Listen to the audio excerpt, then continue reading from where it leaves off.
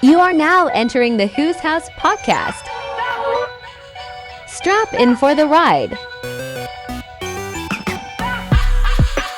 This podcast is sponsored by the Red Chick. It's the crunchiest hot chicken out there. Oh, you good? Yes, sir. Yes, sir. Yo, man, before we even talk about drugs and shit like that, and before Lamar Odom comes up here, we got my man Marion in the building, man. We got all the women tuned in right now, man. Yo, you look like an artist all the time, man. I never saw you look like you I don't know, like you look an artist all the time, yo. No, I definitely have my, you know what I mean? I definitely have my, my workout sweat moments, you know what I'm saying?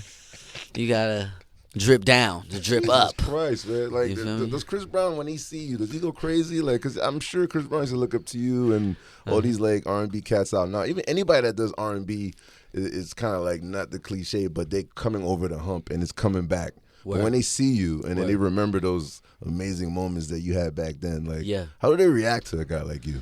Well, I'm not sure that I always get completely the full authentic expression, you know what I'm saying? But people always show me respect and love, and I appreciate that, you know what I'm saying? Because I am one of the few that have been out here for Last a minute. of the Mohicans, you know what I'm saying?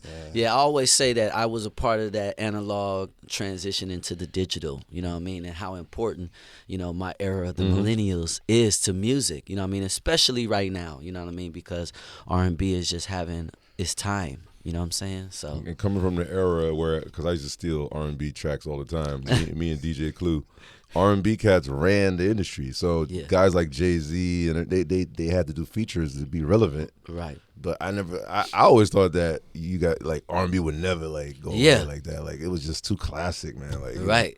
Like, fucking, I think I was with RIP Left Eye. When I used to hang with her. Damn. Yeah, so it's like, Aaliyah and all that stuff. I was like, this shit's never gonna go. DMX begging Aaliyah for a feature, like, damn. And now you see, like, you know, Chris Brown got beef with Quavo and all shit going on. Like, I'm like, what is going on out here? This is crazy, man. Yeah, man. The music is taking a turn. You know what I mean? But I always appreciate the ups and downs because, again, you know, it's our culture. You know what I mean? So it's gonna change. It's gonna shift. You know what I mean?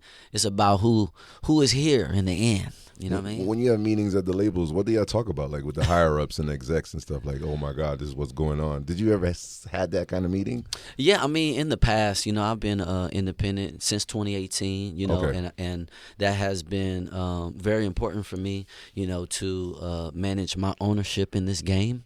You know what I'm saying? So I am the higher up. You know what I mean? But I do have my team. You know, of people that are, you know, keeping their needle on the movement and what it means to stay relevant. You know what I mean? Coming up with ideas, tours.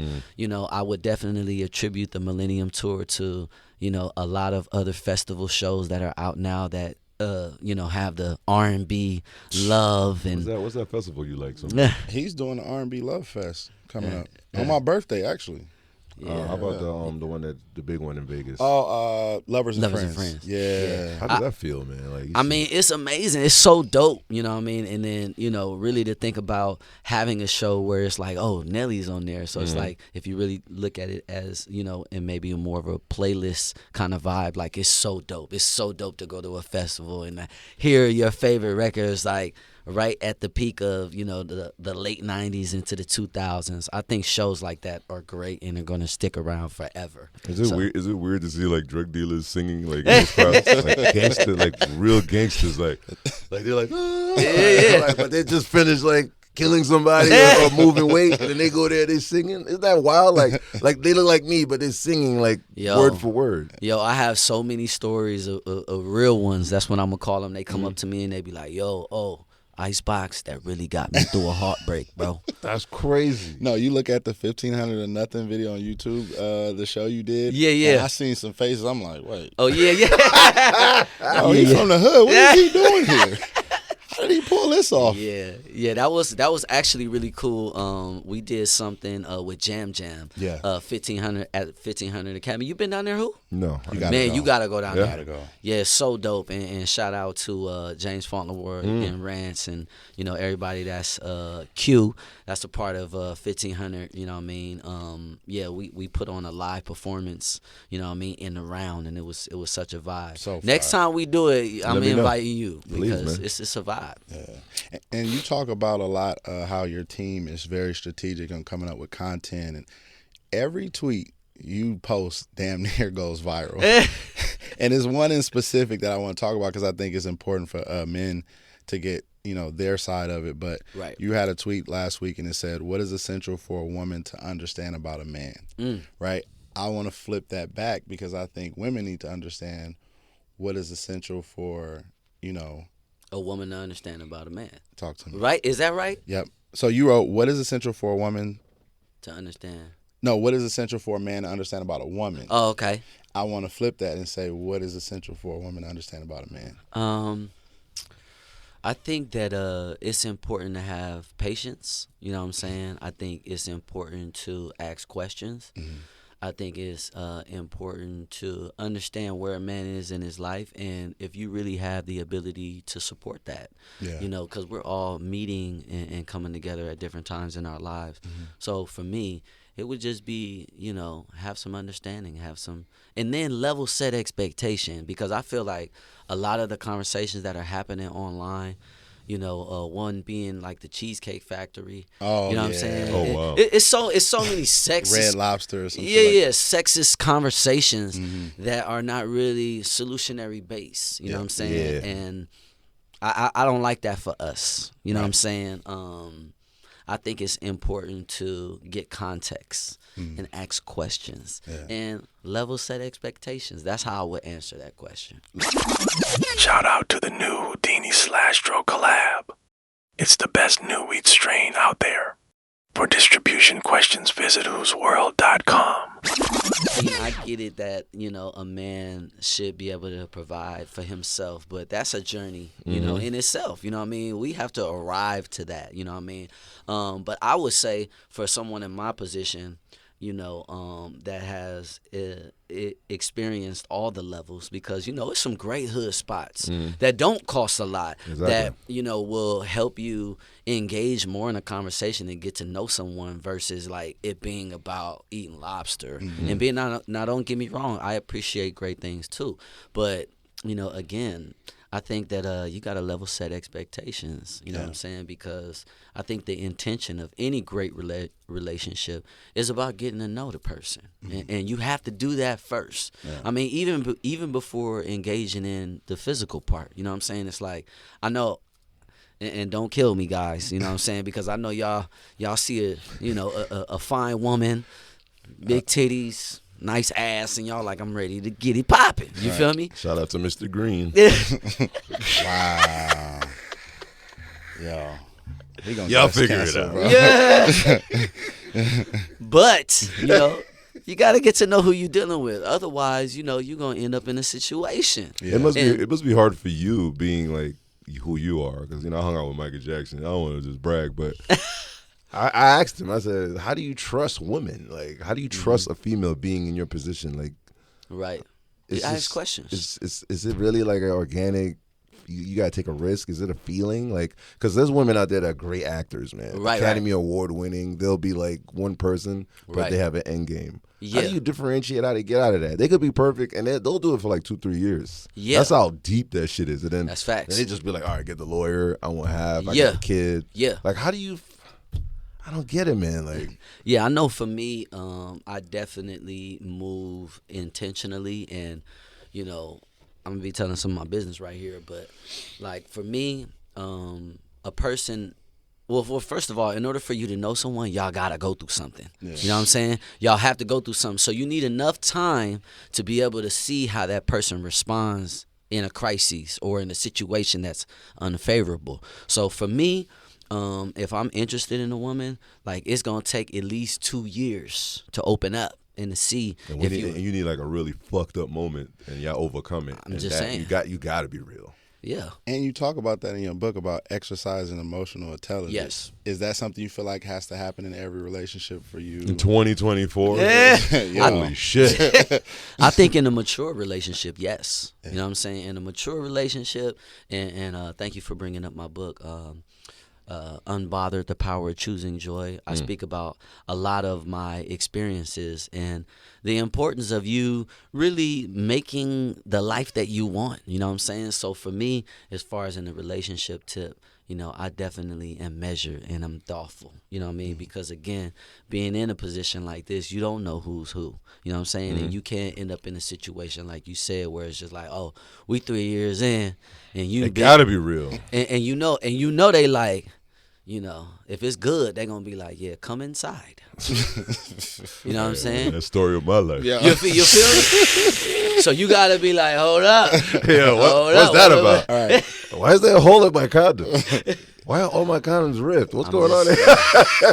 You gotta think about it. Yeah. You gotta be thoughtful. We're talking. This is not outrageous like comments. This is really going down out there. Like It is. It's fucking crazy. I think it's cool when I think two individuals could like grow together, make Right. money together, have Right. fun together, travel together, Right. and then y'all experience like a successful thing together. But going through something that's really low and fucked up, Yeah. that usually like define. She got to be the one. If she's gonna Period. still be with me after this fucked up shit, Yeah.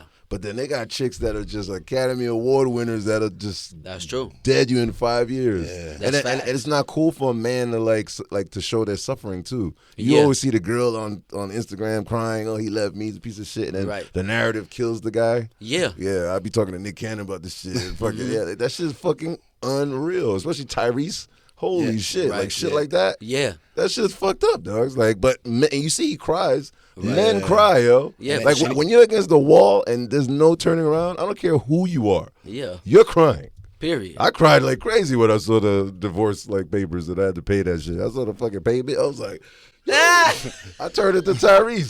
I even called Tyrese. I was like, yo, I'm crying with you, man. Help! And there's no help. There's no help for the man. It isn't. There's That's no true. help, and the government. I think the government and the laws. I'm not saying like you have to take care of your shit, but Yeah. it's like you're up against a wall. You just gotta Period. accept it. And I think it's kind of cheat code for us if we're like celebrities. We can handle that. Yeah. But somebody that ain't got no money, that's like Man. fucked up, man. Their lives is over. That's true. Well, he talks about the power of choosing joy. Yeah. In this book, Unbothered. And I think that's just something that came out at the right time. That's why I keep alluding back to your book. Yeah. A lot of these things that men go through, Yeah. they can literally point to his book and say, well, this is someone who's in the spotlight. Yeah. Where he's choosing this in front of everybody. If he can do that, then I can kind of handle my situation a little better based off of, he's admitting defeat. Yeah. Which is hard to do for a Yeah. man. Yeah. I admit it. Yo, you got me. Like, Yeah. I'm gonna go through it. You know. Yep.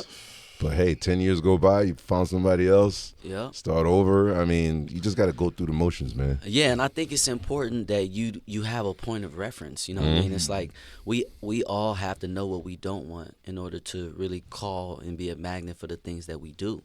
And a lot of the times those situations, especially those relationships, it's unfortunate, but it's like, what's your point of reference?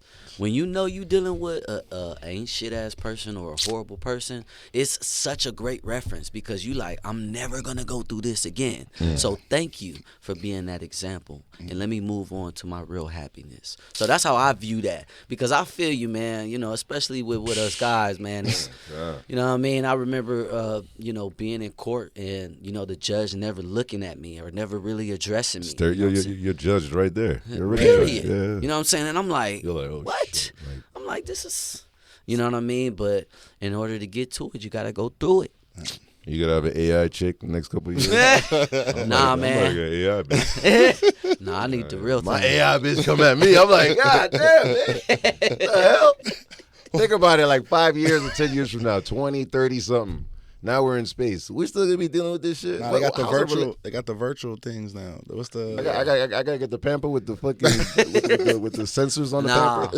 You know what I'm saying? I can't do it, man.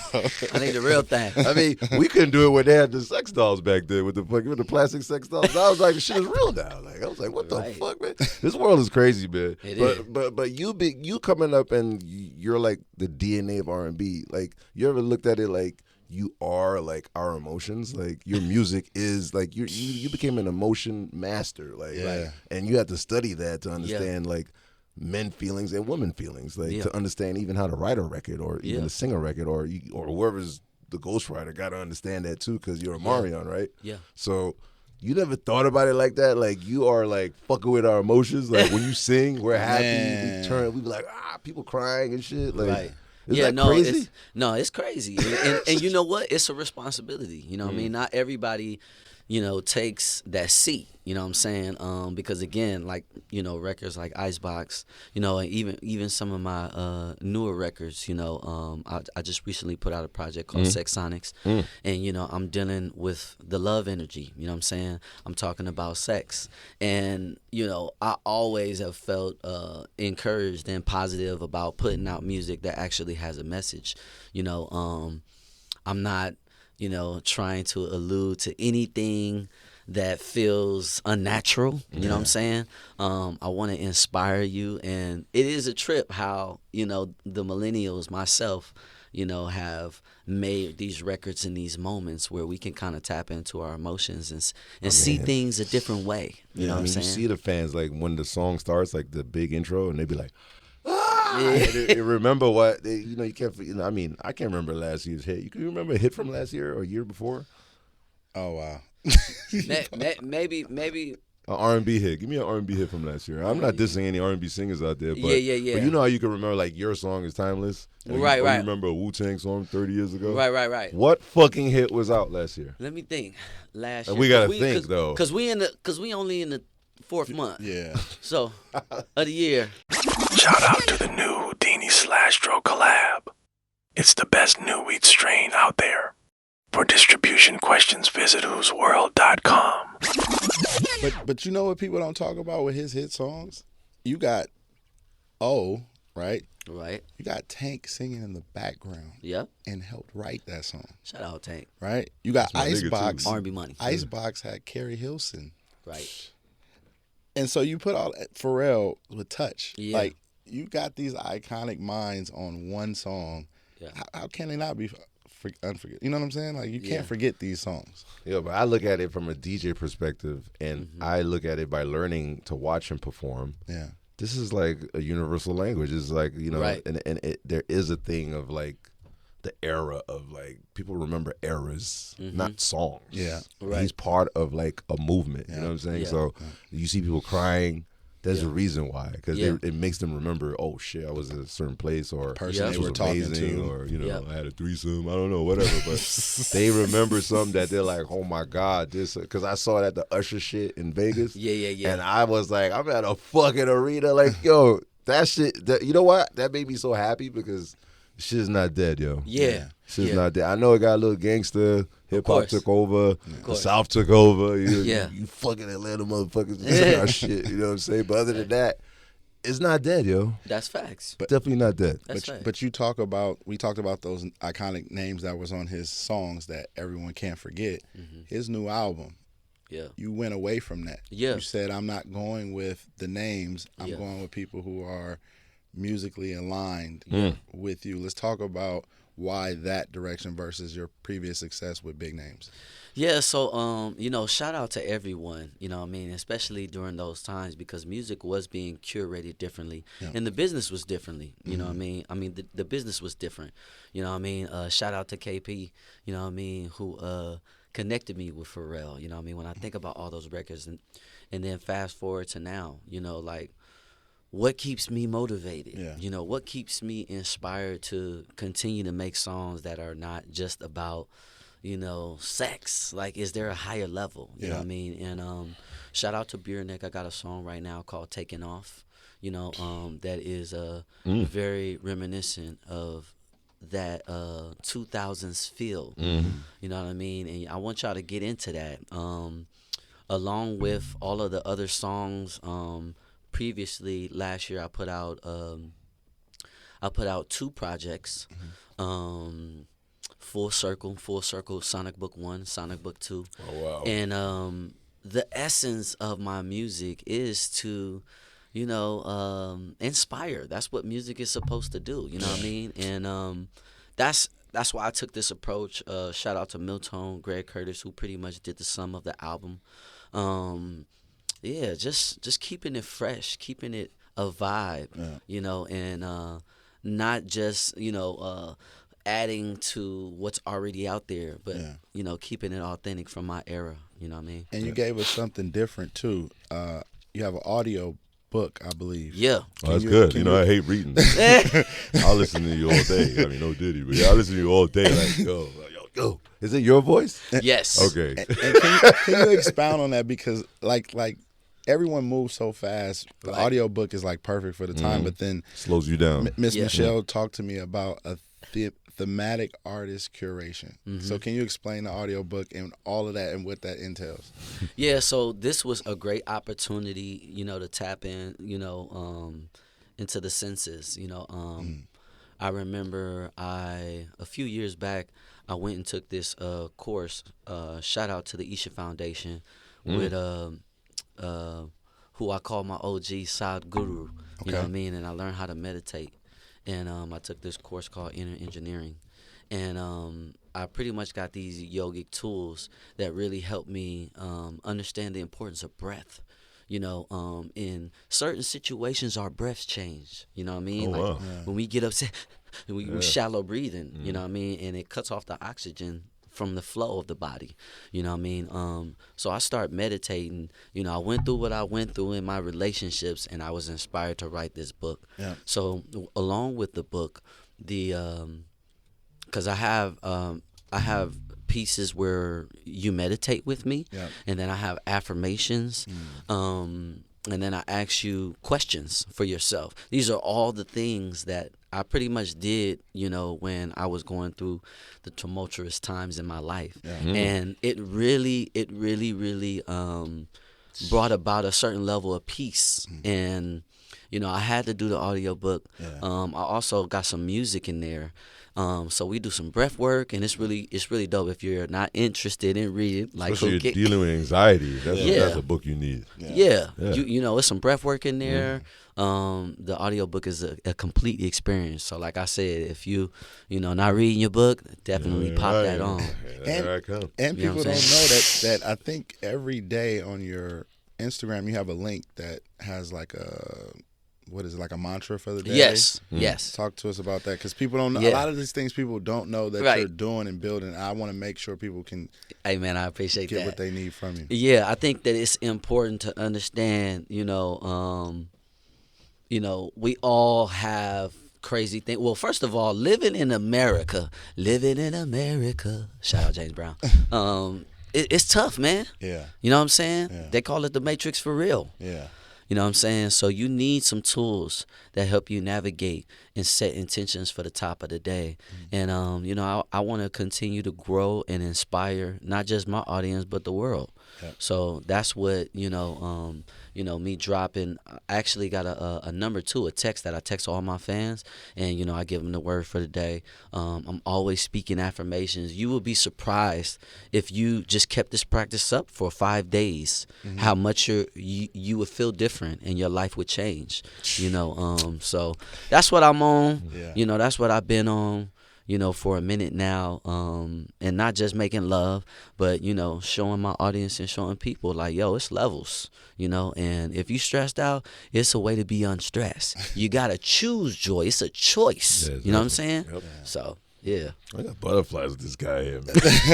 Yo, this guy's OMARION, yo. Bro. You know OMARION is here? Bro. And next year it makes 20 years. Yeah. Yes. Fucking OMARION. 20 years. 20 years. 20 years solo album. And now you see the full 360. The kids dressed like y'all now. Yeah. It's wild. Like the big shit we used to be like, yo, why fucking right. Atlanta niggas be wearing big ass shit, and now all the kids are like fucking like Playboy Cardi, Ken Carson, like the whole Rolling Loud.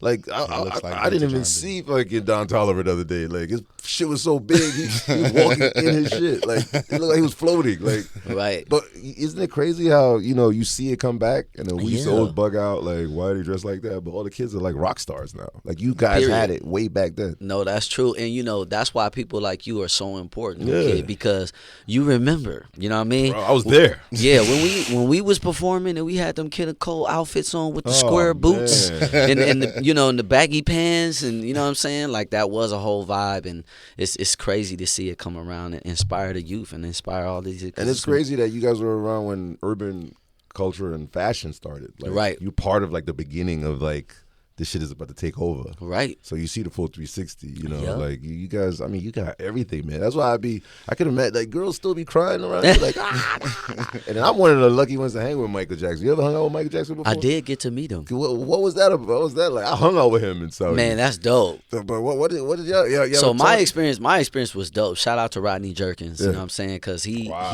called us up and was like, yo, Mike is shooting You Rock My World right now. Y'all want to pull up? You know what I mean? Like, what? Hell no. We pulled up to You Rock You had My that World. bike. Oh, man. Yeah.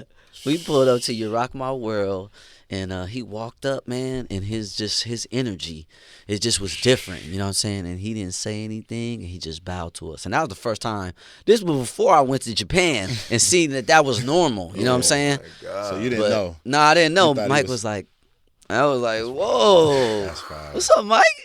And he was like, didn't say nothing. Then he started laughing. He was like, Rodney. Yeah, you be like, yeah. Yeah, that's Rodney. Wild, dog. I was like, wow. I saw his pants. He had shorts, so because it was hot in Saudi, so his fucking legs was white. Shit! I was like, oh shit, you got white legs. He never showed his legs. Damn. No, so I know he had the skin disease, but I thought it was like spotty, or maybe he bleached his top. But I don't. It sounds weird, but motherfucker had white shorts. I was like, oh shit, your legs are white. That's what I told him. He was like, it was crazy. It was so crazy, man. I was like, and then I couldn't believe. I mean, I could imagine like. That was like, that's a person. There's only a few people that drives me crazy when I see him. And I kept it in my head. I'm sure you did. You have a technique where that shit, like, you got to stay cool. Yeah. But you don't know how he's gonna react to you. Like, you don't want to be like the super groupie type dude. Right. Because you a star yourself. So it's like, I can imagine, man. Yeah, man. That was so amazing because he has been one of the biggest influences in my career. You know what I mean? Wow. Everybody, huh? Yeah. I mean, I would call me, CB, and Usher, children of MJ. You know what I'm saying? Because, the dancing, the techniques, all of that. Man. You know what I mean? The intro, popping out of the stage. You know what I mean? That whole vibe, it comes from Mike. You can dance right now, right? Like, you have all the coordinates. Like, it's just like sure. riding a bike. Easy. Because I was talking to Chris Brown about it. I was like, how you do it? He's backflipping, like, but he does it, like, perfect every time, man. Right. And I see Usher on roller skates and all that. Like, He still sing while doing it. I wish I was born in Atlanta, man. I wish, man. I don't know how you guys do that shit, man. That shit is crazy. Yeah. It's like clockwork, man. Yeah, no, it's definitely a gift, and it's not easy. You know what I'm saying? It's something that you have to constantly maintain and So going back on stage, coming back and going back. All of that, yeah, because, for the artist sometimes, it's like if you're not constantly on tour. And see, I have a theory, why Usher was able to really kind of ramp his speed up before, Super Bowl. And it was because he already did 100 shows. Yeah, exactly. So just imagine if you do 100 shows, you ready for whatever. He got his reps in. You got your reps in. Yeah. You know what I mean? So I can't wait for the opportunity to be able to do 100 shows. Well, shit. I heard from a little bird that you, Tank, and Cosign are working on a project. Ooh, and you might have 100 shows. Hang with 6ix9ine. Yeah. Oh, here we go. Shout out to R&B Money. Yeah. Fire. Yeah, we working on something. We cooking. You know what I mean? Yeah, so y'all just be, I can't say too much, but just be expecting, you know what I mean? Last year we dropped 22 songs, you know what I mean? This year we gonna see how many we gonna drop, but it don't stop. It ain't gonna stop. It don't stop. It don't stop, man. All these legends that's out now, who was like, as a kid, you met, like they just, because I like, for example, like Chris Brown used to be like around us when he was a child. Yeah. With the G Unit shit. Like, who was like they're big now, but they used to be like near y'all in Atlanta. Like, I think Beyonce. Yeah. Wow, really? Yeah. Destiny Child, Beyonce? Yeah, Destiny Child, Beyonce, because early on, before, we even got signed, like we were performing for her and They Destiny were track Child. masters at that time. Yeah. That's And crazy. then Destiny Child also took us out to London for our first like tour. You know what I mean? When we were young. So Beyonce and Solange and just their family, you know what I mean? So that's fire. When I be like, wow. Like I have like little Polaroid pictures with B, you know what I'm saying, backstage, and you know what I mean? So when I see B, I always just be like, yeah. It's funny you brought up Biggie and we brought up Tupac. Labels talk about stuff like that. Yo, these guys are, I don't know, they're going to bring a shift. And then you had Snoop Dogg, NWA. Right. I mean, were meetings coming up about R&B, like these guys get a shift? No, it's so different from how it used to be. It's no real conversations around who's coming. Everybody's just dropping. I don't know if you know, but it's like over 100,000 artists, crazy type of music being dropped every month. Yeah. It's overwhelming. It's overwhelming. Yeah. So it's hard to keep up with who's new and back who's then fresh. It was the top 6 labels that ran all and then they worked with each other with scheduling. Exactly. And if you do drop a joint and you like disregard their scheduling, that's label beef is real. Yeah. They'll stop the clearances. Oh, you want my artist? Yeah. You fucking don't do that. Right. Yo, they gangsters, man. I know them. I know all of them. Yeah. You know what I'm saying? Like, that shit is real. Like, that's why I'm asking these technical behind the scene, like, label questions, because what decisions they make affect, like, the transition of what's going on. Was that his advantage because he's independent now? He doesn't. R&B ran everything. There was no. it was nobody gave a fuck about hip hop. It was so different back then. It was so different. Hip hop was. They ran the movies. They ran anything that the fashion. All that shit was R&B. Yeah. It was out of here. You know what I'm saying? But. I thank God it's back. I'm glad I'm still alive to see that. It's really, you see her, SZA, you see all the people kicking ass out there. Killing and quality shit. Yeah. So, I don't know, man. We need like another OMARION out there. It ain't gonna be That's another. true. You think there's gonna be another OMARION? I doubt it. Yeah. I mean, he didn't say that convincingly. He like, it's on well, me. you know what? It's just me. You know what? It's like one of those things that's like, who's another Marvin? Someone could talk. Who's another Mike? You know what I mean? Like we could put them in there in that bracket, but all of the artists that we truly appreciate is one-on-one. You know what I'm saying? So you're saying he's one-on-one. I'm just saying. I think we all one-on-ones. You know what I'm saying? There's like beef going on now. Yeah, beef back then, like R&B beef. Nah, surprisingly, man, it's at the forefront of everything. I would say the last couple of years. There was no hate. Oh, there was hate, like from R&B other groups thugs. Yeah. What? Wait a minute, you said what? Huh? Like R&B, like haters, stuff like Yeah. groups. So y'all had groups hating on y'all back in the day? Yeah, low key. Why they going first? Why are we opening for them? All of that. But I'm saying it's worse now. Yeah, I feel like it's Brown worse. and Quavo going at it, man. That's just hard. I was like, yo, Chris Brown killing this guy. And Quavo had to come back. I never saw a rapper hurry up and come back in 24 hours to go against an R&B singer. Yeah, I mean that's crazy. Yeah, it's crazy too because we were all on tour. The first tour we all went on, the Migos was on. It was Chris Brown tour. I think it was called. Wow, that's wild. I think it was called something about the night. It was many years ago, but yeah.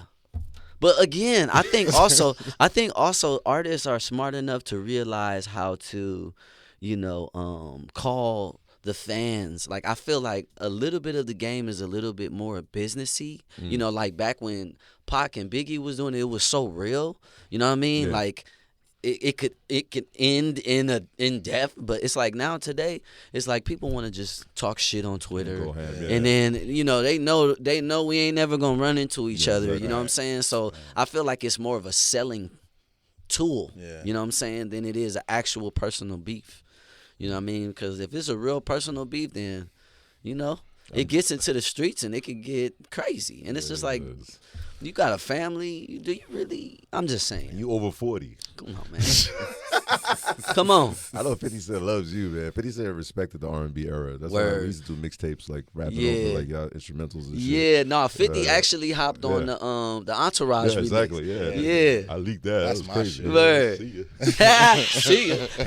Well, that Shout tells out you, to 50. But even he knows, he respects that era that he had to freestyle over those joints. Yeah. But even now, I mean, there's a lot of mutations out there. I consider Drake like the ultimate high mutation of like hip hop and R&B. Facts. And I don't think we're ever I mean, are we ever gonna see something like that again? Like a guy who could dominate R&B and hip hop and have like 100 #1s with both genres? Yeah, I don't think so. Holy shit. Yeah, I don't think so. You know what I mean? If there was somebody who played the game just incredible. He did it, and it was still within, you know, because I always remember how people, you know, at the record label used to talk about, you know, how much he actually went to radio with for Baby You My Everything. Yeah. And how they blew that up. He changed the radio game after that, you know what I mean? Because nobody was going to radio with that much money. Shout out to the new Houdini/Dro collab. It's the best new weed strain out there. For distribution questions, visit whoosworld.com. You know what I'm saying? But he took over the game, and 15 years later, you know, you could see everything that he did worked. So. Do you feel it's like unfair that he gets the ghostwriting bullshit where R&B singers had like Missy, everybody writing for them, like right. You like Beyonce, all her hits is from like amazing writers. So why I guess hip hop has their own like way of like looking at somebody with originality, but he's undeniably had hits. So yeah. How do you balance that out? You just leave him alone? He's a unicorn, or? Nah, I mean, I think that, you know, especially coming from, you know, the time of people writing songs for me, because again, you know, I'm like 14 and 15, you know, singing these grown-up songs, you know what I'm saying? Like, that was actually an honor. You know, it was an honor to be able to sing after certain writers, you know what I mean? It was an honor to be able to, you know, work with certain people. So I think that, you know, Drizzy kind of gets a little bit of everything, and when you're at the top, you got to get a little bit of everything. You know what I mean? Which can't make everybody happy. No, it's you know what I mean. But music is really a shared experience. You know what I'm saying? Unless you're making the beat and writing the song, but it's like that's Stevie Wonder. You know what I mean? I hung out with him the other day. Oh my God, he's cool as hell, man. He's the man. He could hear us talking from down. If you were like in the hallway, he could hear you. He'd be like, "Hey, you want a photo?" Yeah, no, he took my number down one time and then repeated it to me. Nah. Yeah, and he was like, yeah, let me get your number. And I was like, okay. And then he took my number. He was like, da, da, da, and I was like, oh yeah. And I was like, I felt bad. I did a selfie with him. I was like, yo, this photo's. I mean, he was like, don't worry about it, Who Kid, man, relax. Like, nah, I love because I was like, yo, this photo's crazy. See, I was like, oh man. Yeah, no, he's cool. He don't give a fuck about that. Yeah, shit, he don't care. I did tell him about his haircut though. I was like, yo, you ain't got no friends, man. No, I know you can't see this shit, man. Nah, I told him that. You did? I'm a real nigga, man. You a real one. My hairline fucked up. I called LeBron for help. You know what I'm saying? What'd he say? What he started laughing. He was like, he started laughing. He was like, I was like, oh, I don't give a fuck. I still get my dick. Like, he didn't say that, but he definitely still gets it, obviously, because he has a million kids, man. Like, that's crazy, man. Yeah, he got bad kids, yo. That's Stevie Wonder right there. That's man. crazy. How many kids you got now? 30? You like Nick Cannon? Nah, I just got two. Oh, okay, all right. Yeah, I just got two. Everybody follow Nick Cannon route. I don't know, man. So this era was the best era, man. I'm glad that you know we're still here. Yeah, you're gonna kick ass this year, and I'm gonna come to one of your shows again. Yeah, man, pull up. Yeah, you know it's always a pleasure. Kid. I told him anytime you got leaks or whatever, we going in. Yeah, let's get it, man. So you want to do a line? Let's go. We got Lamont Odom next. Let's get it popping. Wow. What? Yo. You want to do a line and say, let's go. Yo. Got Lamar Odom coming up there. You see me in fucking TMZ. Yo, bro. Go visit theredchicks.com. The Red Chicks locations are growing in California and Texas.